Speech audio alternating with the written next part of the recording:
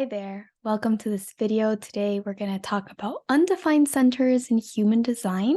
I'm going to be using the undefined throat center in human design as an example because it's, I think, the one that's caused the most impact in my life after learning about it. And I've had so many clients having this realization with the open throat center. So hi, my name is Trini Cubillos. I've been talking, learning, living human design for so many years, but I'm more active in my Spanish channel. So if you are a Spanish speaker, I'll leave that link below for you because I have a ton of content over there. However, I love speaking English, and so I'm expanding this way too. So welcome. And the first thing I'd like to say is it's really interesting to me how with human design, just like with any other tool, we can really stick to the shadows. And what do I mean by really stick to the shadows? I think Rauruhu, the founder of human design, was someone as also a 5-1 manifester who was meant to bring the system in a very particular way. He even mentions that his way of teaching, his way of bringing human design to the world was through the not self, was through like waking up this not self. And hence all of the human design, at least the official human design language, is very intense, very complex, very, some would say, low vibration language. And there's a lot of discussion about that. There's a lot of reasons why that's important and why the language shouldn't be changed. But I think that sometimes we have to observe what impact that has on us. And so when we talk about undefined centers in human design, there is so much emphasis on the shadows, on the conditioning that they bring, because actually whatever is undefined, not only the centers in our chart, but whatever's undefined in your chart will be the places where you get conditioned, will be the places where since you were born, you would have felt all outside energy through those centers, through those gates, through anything that's white in your chart that is not you. And hence, these are the places that pressure you. These are the centers that pressure you to be someone you're not. And these are the pressures that are feeding your mind this information that you are not yet enough, or that there's something that you need to change. So obviously, it's very important to focus on the shadow of the undefined centers. So we'll talk about the shadows of the undefined throat in this video a little bit farther on. But first, I want to share with you what I think is also important, apart from talking about the shadows of the undefined centers. So I had a client lately who was telling me, and I've had a couple other clients have the same experience, telling me like, oh my goodness, I was listening to your audio about an undefined throat, and it just like hit me how much I've been conditioned all my life to think that my communication is not good enough, that I'm not a good communicator. One said, I've been like a yoga teacher for a lot of years, and I just struggle so much with the communication, with the speaking aspect of it all, that I've even considered leaving that job, which I love. And they're like, I guess I'm just like doomed to have this like bad communication all my life. And I thought it was so interesting to look at that because we forget this other really important aspect, which is that white centers in your chart are actually the centers where you have the most potential to shine, the most potential to be really, really wise in those centers. Why? Because actually there's nothing in it for you in those centers. Those centers are centers where you're just observing. And when you are from the observer perspective, you can observe how other people do those centers. How do other people communicate? And, oh, that guy, look at how he's communicating. That's super powerful. And the undefined center and undefined throat in this example has this superpower to just, without needing to like practice or without like needing to like mentally do anything, you have this superpower to like absorb and learn just through your experience of observation in the world how to actually embody these different ways of communicating.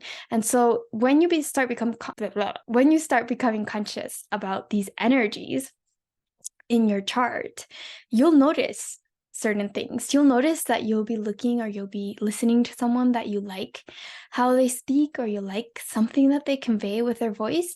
And suddenly you'll see that somehow you've adopted that frequency at a certain level.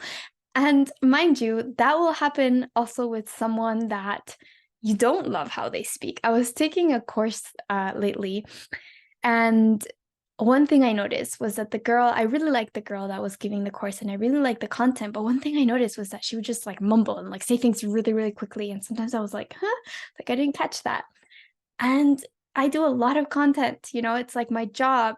And I found myself just like mumbling a lot. I found myself just like really talking like she was doing non-intentionally. And so there's like this discernment there, and there's this powerful process of being like, oh wow, this is one way of communicating, and I don't like this one. And I don't like it. Why? Because I know exactly how it makes people feel because I lived through it. I lived through it while I was taking that course. Whereas, like this other person, the way, I don't know, for example, the way they pause after they talk, and suddenly I could just easily adopt that and start giving people the same powerful feeling that I was feeling when this person was talking. And so you start realizing that this undefined center is a superpower. So I hope this video helps you to like really understand the power of the undefined centers. Now, let's jump a little bit into the shadow of the undefined center, because actually this is something that like Richard Rudd from Gene Keys, he emphasizes a lot, and I think it's so important, which is that you can't really unlock the gifts, which is what I've just been talking about right now, the gifts of the open throat. You can't really unlock them until you really embrace the shadow. And that's why the like official human design system uses the shadows so much, because the shadows is what helps you unlock the light. So the shadow of the undefined centers this low self-esteem regarding your communication. It's this inadequacy, this feeling like nobody listens, this feeling like whatever you say does not come out the way you want it to be, or the way you even imagined it was going to come out in your mouth. And so people with an undefined throat will usually be like thinking about how to say something, or there'll be like a group conversation and you'll be like, ooh, like I have something to say, and then you'll blurt it out or you'll say it and it just doesn't come out the way you thought it was going to come out. And a lot of the times it's not that it came out wrong. A lot of the times an open throat person will say something and it will be the right thing to say for that person, but the way that you start communicating because of that inadequate feeling, that's what's going to bring down the frequency of what you're saying. And so even before you finish that sentence, you're feeling like crap about what you're saying. And that's what is being conveyed to other people. And then hence, that's why it's not getting a good response. What can also happen, so it's not always this case, what can also happen a lot is that you will be feeling lots of pressure in your throat if you have a wide throat, especially if you're around a lot of people and there's a lot of conversation. And especially if a topic comes up where you have something to say, you'll start feeling this pressure, and this pressure will start building up on your throat. Why? Because you are feeling other people's energy. Like there's literally like, imagine like a basket and it's empty and suddenly it's full. And so that energy is felt as pressure, and it's pressure to speak. And so that's why it's said that people with an open throat, it's like what you need to check is like, am I trying to call attention? Am I trying to attract attention to myself because I feel like nobody's listening? Like I have things to say, but whenever I do, I don't get the recognition from it. And so it's also super important to look at this shadow and look at how many times you just speak because you just want to speak, or because you just want to say, or just because you're craving that recognition, you're craving to be part of something that you're observing.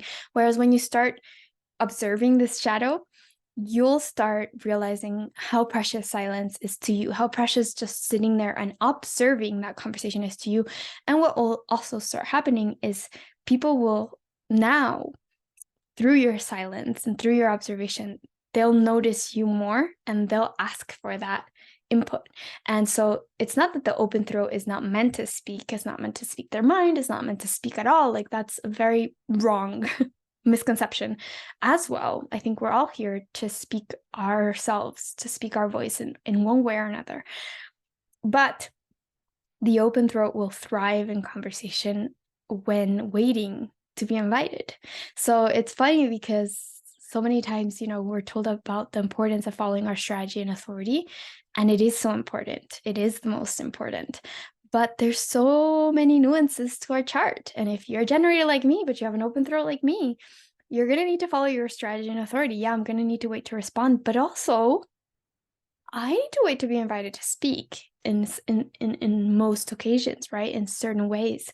I need to learn that projector wisdom in certain ways. And that's going to help me very much in my life, very much in my relationship, in my social surroundings. It's just going to help me stop feeling so inadequate when in a social group. So anyways, I don't want this video to be super long because I think content is better when it's digestible and not super long. And these human design topics, they may seem super simple, but there's just so much to integrate. And after you hear something that concerns you, you really need to like sit with it and then take it out for a ride and take it out into your experimentation process. I think that's one of my favorite things about human design is that it's not really just a belief system. It's not just a group of informations. It's actually something you have to take out for a ride and experiment with. And then you start seeing the magic. So I hope that if you have an undefined throat or you're just using this to learn about any undefined centers, that was really useful and that you could really now feel more confident, more willing to jump into those shadows because people are usually really afraid to jump into the shadows. And I understand, I felt it too. But this journey with human design is what has taught me that jumping into those shadows is so important, it's necessary, and it's what brings out the light. For example, now we're in gate 20 in the transits, and it's like this presence, and I've just been learning in my life experience. I don't have this gate in my chart, so the transits are bringing in new information for me to learn from, and I'm just learning about how important it is to just sit with the uncomfortable. When something is not feeling right, I usually want to run away from it. I want to distract myself. But when you just sit with it and like can look at it in the face, then the tiger becomes a little kitty. And there's so much light to gain from that. It doesn't cease to be uncomfortable, but there is so much learning from it. And then you start understanding that you're in the right place, looking at the right thing versus running away from it and distracting yourself, which is like a never-ending negative cycle, in my opinion. So that's it for today. Really, really important. Don't forget to be yourself. Don't forget to follow your strategy and authority. And let me know if you like this content down in the comments below, because I'm not currently doing too much content here in English. I have a lot going on, but I love interacting with community. I have the 3740 in my cross of incarnation. So I'm a community gal and I love the interaction. So if you're here listening, just let me know and I will get more of a sacral response to keep, teaching you guys and sharing my experience with you. So thank you for tuning in. Like the video if you like the free content, subscribe if you're new, and I'll see you in the next video. Don't forget to be yourself.